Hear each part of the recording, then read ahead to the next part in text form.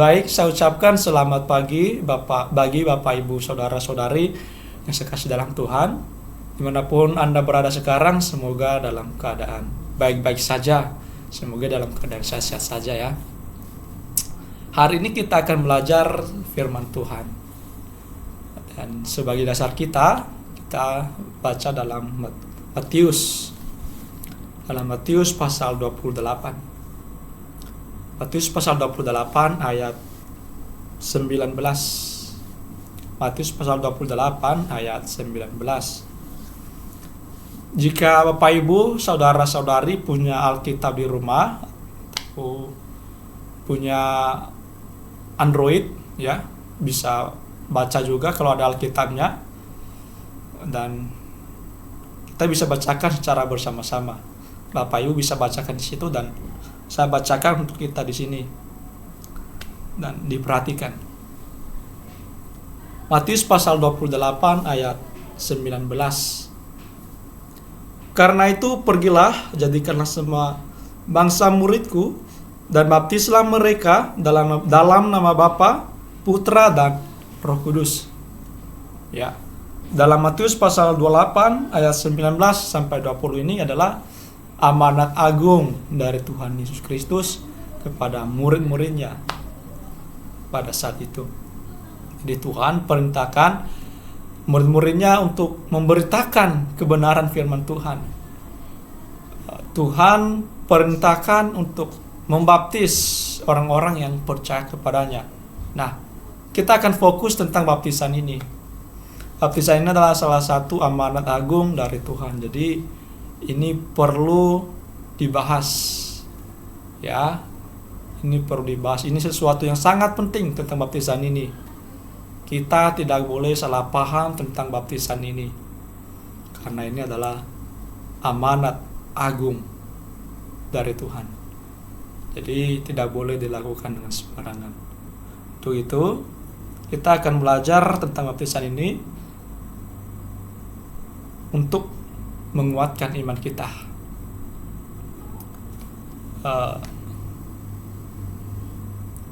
Dalam dunia kekristenan setidaknya ada 2 baptisan yang dilaksanakan secara umum. Ya, ada baptisan bayi, baptisan selam. Jadi, apakah kedua cara baptisan ini sesuai dengan firman Tuhan atau tidak? Yang paling pertama kita berpikir kritis, kenapa ada 2 baptisan? Kok ada yang melakukan baptisan bayi, kok ada yang melakukan baptisan selam? Apakah baptisan ini sembarangan dilaksanakan saja atau intinya ada air ya udah? Karena sering orang berkata bahwa intinya ada air. Tetapi tidak, ya. Baptisan itu punya makna tersendiri, punya makna khusus. Jadi tidak sembarangan dilakukan. Tadi saya sempat singgung tentang baptisan bayi. Apakah baptisan bayi sendiri sesuai dengan Alkitab? Terus terang saja baptisan bayi ini muncul karena ada penafsiran yang salah. Misalnya di dalam Kisah Para Rasul. Kita coba baca dalam Kisah Para Rasul. Kisah Para Rasul pasal 16. Kisah Para Rasul pasal 16.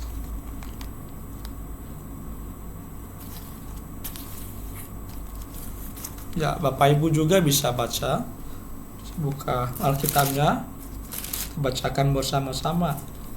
Kisah Para Rasul pasal 16 ayat 15.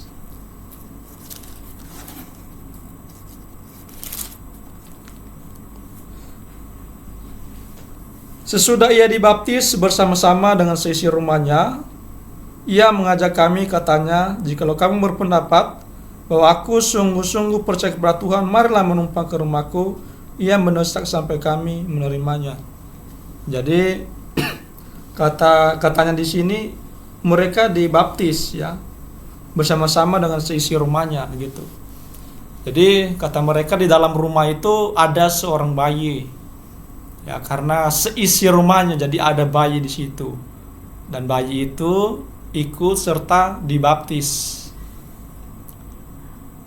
Apakah benar ada bayi di situ?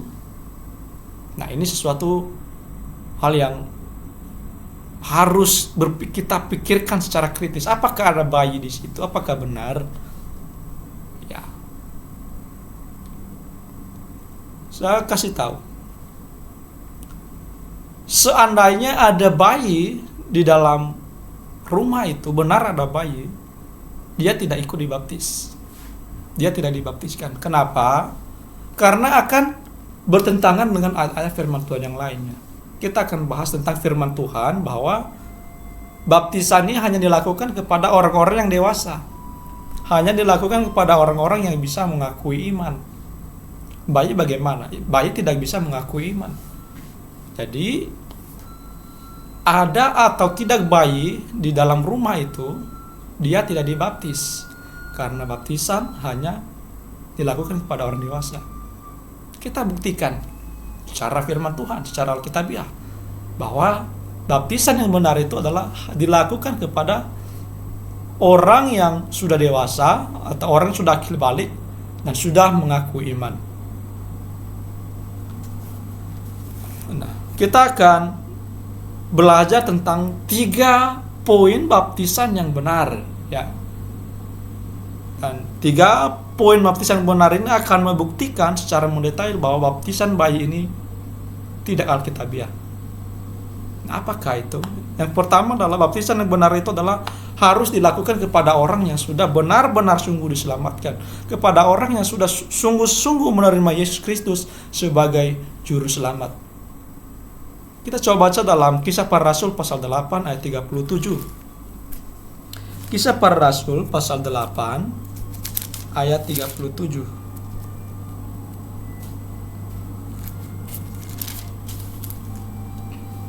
Sahut Filipus, "Jika Tuhan percaya dengan segenap hati, boleh." Jawabnya, "Aku percaya bahwa Yesus Kristus adalah Anak Allah." Saudara-saudari yang saya kasihi di dalam Tuhan, jika kita baca di dalam satu perikop ini, di sini kisahnya Roh Kudus menuntun Filipus untuk bertemu kepada sida-sida. Dan saat mereka bertemu, Filipus mengajarkan kebenaran firman Tuhan kepada sida-sida ini. Dan sida-sida ini percaya tentang kebenaran yang disampaikan oleh Filipus. Dan saat mereka berjalan, mereka temukan air. Dan sida-sida ini minta Filipus agar ia dibaptis. Tetapi Filipus tanya samanya begini, "Apakah kamu sudah sungguh percaya?" Kata sida-sida ini, "Sungguh, aku percaya." Nah, kenapa Filipus bertanya, "Kenapa kamu percaya?" Kenapa? Karena syarat baptisan itu adalah percaya. Makanya ditanya. Kalau tidak percaya, maka tidak bisa dibaptis. Syaratnya harus percaya kepada Yesus Kristus, bahwa Yesus adalah Tuhan dan Juru Selamat. Dan karena sida-sida ini mengakui imannya kepada Filipus, dan Filipus mau membaptis sida-sida ini. Jadi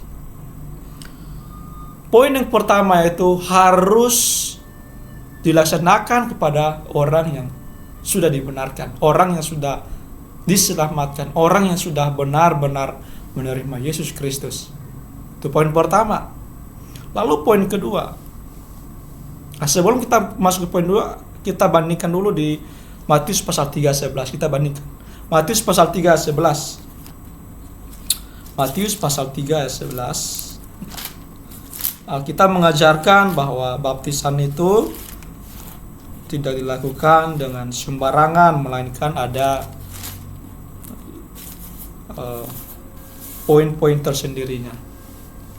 Matius pasal 3:11. "Aku membaptis kamu dengan air sebagai tanda pertobatan." Jadi di sini dalam Matius pasal 3 ini Yohanes Pembaptis membaptis banyak orang saat itu, dan ia mengatakan bahwa ia membaptis orang sebagai tanda pertobatan. Jadi selain percaya itu ada pertobatan. Di percaya plus bertobat baru bisa dibaptis. Percaya dan bertobat. Syarat baptisan adalah percaya dan bertobat. Jika tidak percaya, tidak bertobat, maka sia-sia Anda dibaptis. Karena sesuai difirmankan Tuhan tadi bahwa harus percaya dulu dan harus bertobat dulu. Itu dia. Ya, poin yang kedua yaitu caranya itu harus benar. Ya, tadi yang pertama yang dilakukan kepada orang benar, dan yang kedua adalah caranya harus benar. Nah, caranya itu adalah diselamkan. Kita coba baca dalam Kolose pasal 2 ayat 12. Kolose pasal 2 ayat 12. Karena dengan Dia kamu dikuburkan dalam baptisan, dan dalam Dia kamu turut dibangkitkan juga oleh kepercayaanmu kepada kerja kuasa Allah yang telah membangkitkan Dia dari orang mati. Jadi harus diselam. Kenapa harus diselam? Kolose pasal 2 ayat 12 memberi indikasi, memberitahukan kepada kita bahwa saat kita diselamkan, ditenggelamkan di dalam air, itu artinya kita mati bersama-sama Kristus. Dan saat kita ditarik, itu artinya kita bangkit bersama-sama Kristus. Jadi itulah makna dari baptisan itu. Makanya tadi dari awal saya mengatakan bahwa baptisan itu tidak boleh dilakukan dengan sembarangan, melainkan ada arti khusus, ada makna khusus dari baptisan itu. Yaitu apa? Baptisan ini adalah simbol dari kematian dan kebangkitan Tuhan Yesus. Kolose pasal 2 ayat 12 memberitahukan kepada kita hal itu. Tetapi ada orang yang mengatakan bahwa oh tidak, baptisan kita lakukan saja, kenapa harus diselamkan? Saya katakan ini tidak boleh. Karena jika tidak dilakukan sesuai dengan firman Tuhan, tidak dilakukan secara selam, maka itu sudah melakukan kesalahan. Kenapa? Karena kata dari bahasa Yunani itu ada makna terkhusus atau ada arti terkhusus. Misalnya mencuci tangan, ya, mencuci tangan ada artinya tersendiri. Ataupun mandi ada, dipercik ada. Nah, tadi kata baptisan itu adalah baptizo. Nah, itu bahasa Yunaninya, baptizo, jadi harus diselamkan. Dan kalau mandi misalnya, ya, itu lowo, ya, atau mungkin mencuci tangan, ya, sebagian dari tubuh kita, itu artinya nito dalam bahasa Yunani, nito. Dan untuk memperciki, ya, itu rantizo, mempercik rantizo. Jadi kalau ada orang-orang yang baptis bayi atau melakukan percikan, itu harus kata baptizo sebenarnya. Tetapi dalam kitab bukan rantizo. Ya, bukan rantizo, tapi dalam Alkitab adalah baptizo, yang artinya diselamkan. Oke? Ini sangat penting. Harus sesuai dengan firman Tuhan. Buat apa kita dibaptis kalau tidak berdasarkan firman Tuhan? Sama aja sia-sia, ya. Itu poin yang kedua. Poin yang ketiga itu harus dilaksanakan oleh gereja yang benar. Tadi kita sudah baca dalam Matius pasal 28 ayat 19 bahwa Tuhan memberikan amanat agung kepada murid-muridnya. Dan bukan hanya kepada murid-muridnya, tapi bagi kita, bagi semua jemaat. Tentunya sebagai jemaat Tuhan, sebagai tubuh Kristus yang benar. Karena kita tahu bahwa ada juga jemaat yang bukan milik Tuhan, yaitu didirikan di atas dasar yang bukan berdasarkan firman Tuhan. Tetapi khususnya di poin ketiga ini saya fokus kepada jemaat yang benar, pada gereja yang benar. Jadi baptisan itu harus dilakukan oleh gereja yang benar. Ya, harus dilakukan di gereja yang benar. Karena kita dibaptis ya, sebagai tanda bahwa kita menyerahkan diri kita kepada Tuhan. Kita menerima bahwa Yesus Kristus adalah Tuhan. Jadi saat kita dibaptis harus dilaksanakan oleh gereja Tuhan sendiri, gereja milik Tuhan sendiri. Nah, jadi Bapak Ibu Saudara Tuhan, sangat singkat sekali tentang baptisan ini. Ya, sebenarnya banyak hal yang perlu dibahas, ya, karena banyak yang diperdebatkan. Tetapi untuk saat ini kita hanya belajar sampai di sini saja. Dan harapan saya, kita yang sudah belajar firman Tuhan tentang baptisan ini mau mencari tahu apakah sesuai atau tidak. Ya, harus diteliti karena ini tentang iman.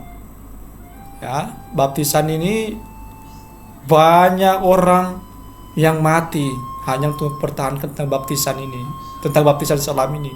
Misalnya Felix Mann, ya, tadi saya tidak sempat menceritakannya, tapi Bapak Ibu bisa cari tahu di internet tentang cerita Felix Mann dan yang lainnya tentang bahwa bagaimana mereka mempertahankan tentang iman itu, tentang baptisan ini. Yang artinya baptisan bayi ini, baptisan selam ini harus dilakukan dengan benar, dijalankan. Karena efeknya bagi generasi selanjutnya sangat tidak baik. Nanti banyak orang Kristen yang masuk Kristen bukan karena kepercayaan, bukan karena iman, tapi karena orang tuanya adalah Kristen. Bapaknya, mamanya, kakeknya, neneknya Kristen. Jadi dibaptis dari bayi jadi Kristen. Tidak. Tapi syarat menjadi Kristen adalah percaya dan bertobat kepada Tuhan Yesus. Barulah ia barulah ia dibaptis, bahwa sebagai tanda dia adalah orang yang sungguh diselamatkan dan mau mengikut Tuhan. Itu dia. Jadi kita sampai di sini aja, semoga video ini bermanfaat. Maranatha.